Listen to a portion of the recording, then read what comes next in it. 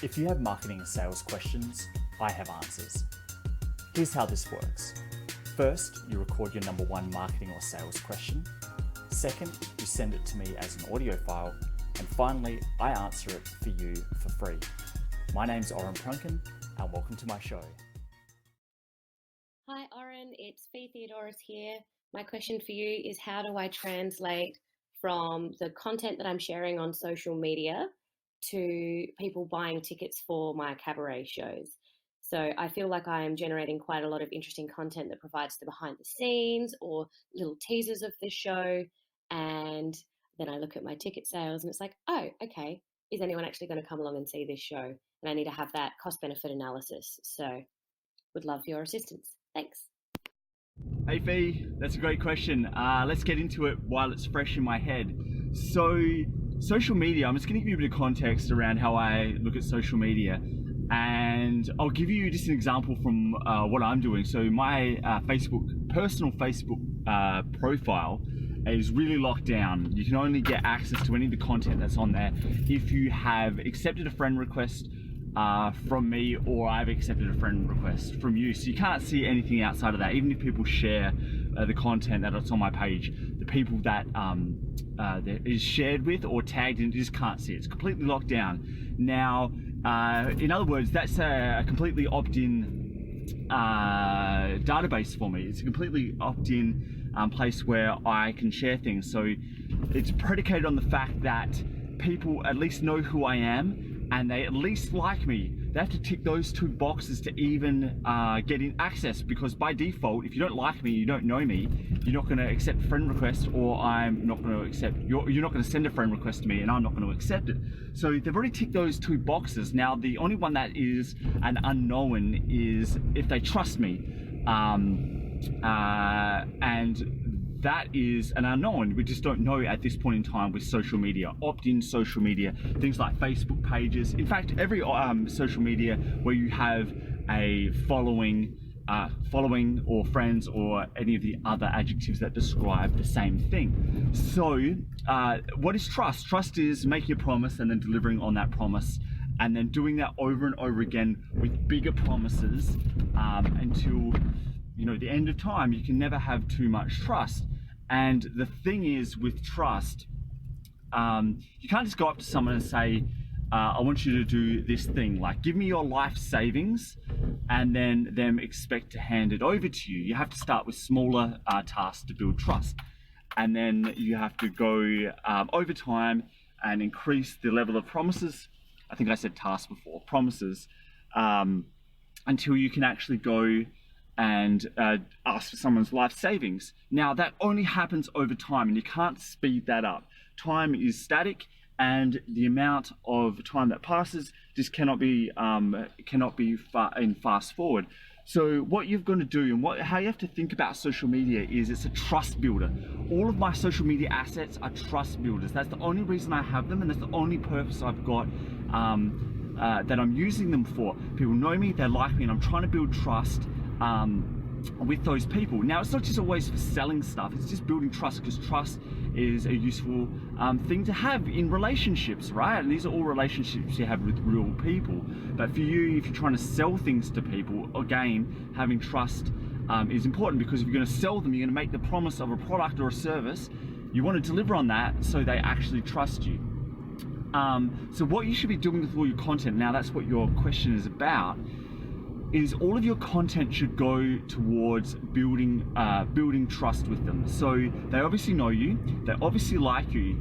The unanswered questions that they have in their mind, and obviously I'm breaking this down, and humans are complex and complicated, and I'm just trying to give you a model or a framework to think about these things. It's not as scientific as I'm making it out to be, is that they may or may not know they have a problem, and I'm using problem as a substitute for all kinds of different things that your solution can come and solve. So don't get hung up on the words that I'm using, but they may not know that they have a problem, and your content should be going and addressing that. And the other thing that you should be doing is showing that the way they are solving that problem, if they know that they have that problem, can be done in a different and better way. So for example, we're in the winter now. A lot of people are just staying at home and they're watching Netflix and they're chilling. So that's the way they're solving that current problem, and you are offering a different solution, and you think it's a better solution than what they're currently doing. So you really got to explain why it's better or different and from what they're currently doing.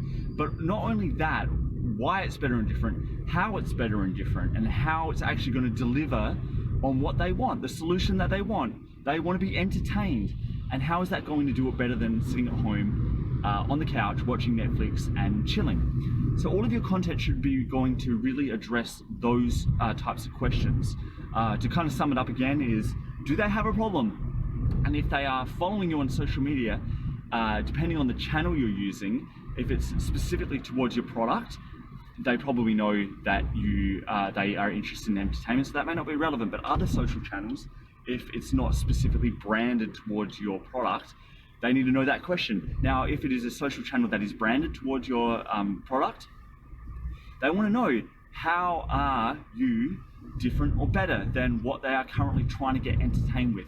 And then how are you going to deliver that so they know that when you deliver it, they're going to give it to you? It comes back to that promise and delivering on that promise. And then there's a whole bunch of other related questions of, they actually have to get out of the house, and is it going to be worth their time? And what if they've never been to a cabaret before? And what if they have a self-perception around cabaret that doesn't align with what you're offering, and all these other sub questions? But it's really all your content needs to go and address those couple main ones, and then any of those other objections or objections that are coming up from people. That's the only purpose of any of your content, and the content is designed, if you're doing it that way, to then go and sell them on the product that you are offering. And it may take more than one time communicating with them, and it usually does. It usually takes several times. Coming from a teaching background at university, this took me a really long time to realize that I would just get frustrated internally with people because they weren't getting concepts. But people need the concepts over and over again and done in different ways. And I'm not just talking about concepts, I'm talking about your communication. Your communication of your sales message and your content needs to be done in multiple ways, but also multiple times for them to actually understand what you are talking about. And this is one of the reasons why I'm doing this podcast, and I talk about these concepts over and over again, because it takes a lot of time for people, even me, I'm a slow learner, to get what I'm talking about. So I've gone on a bit of a tangent. So that's what I think you really should be doing, to translating all of that content on your social channels to actual sales. The other thing about social channels, which is a bit of a nuisance, is that as channels get bigger, and you're probably using some of the big ones like Facebook and Instagram, the amount of sheer content and users on there that is getting generated, the algorithms are selectively showing content that gets a lot of engagement to all of your fans, and the pieces of content that don't get a lot of engagement are getting lost in the feeds. So that's the other thing with social platforms and content, is not all of your content that you're putting out there is going to be seen by everyone. It's only going to be seen by a certain smaller proportion of people.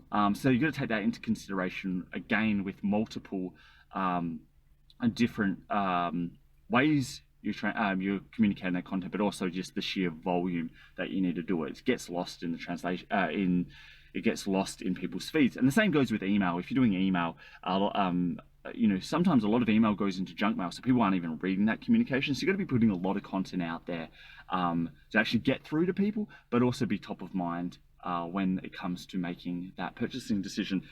So just to summarize, social media, to my mind, is a trust builder.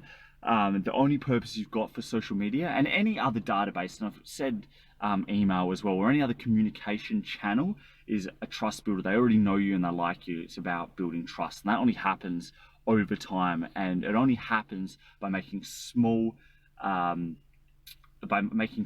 offers and small promises, and then delivering on them, and slowly getting bigger and bigger as you go, and it's being demonstrated over time that you can actually deliver on it. So when you go and ask for a sale, they are very confident they're going to get what you said they were going to get. And surprisingly, another tangent here, a lot of businesses just don't deliver on their promises. I'm just so surprised by promises businesses make, but they don't actually deliver on it. Anyway, back to what we're talking about. So then delivering, creating that trust. And the way you actually do that practically is just by creating a lot of content that goes and answers some of those questions that people have in the back of their head that are objections for them actually making purchasing decisions. So your content should not be random. It should be addressing those things to help people overcome those objections that they have. And then again, it's not just a one-off communication, it's multiple communications in multiple different ways, different modalities to get through to people. Thanks for listening, and if you've got a marketing or sales question, please record it, send it to me, and I'll answer it for you for free. And if you like what was on here and want more, please go to orenprunken.com.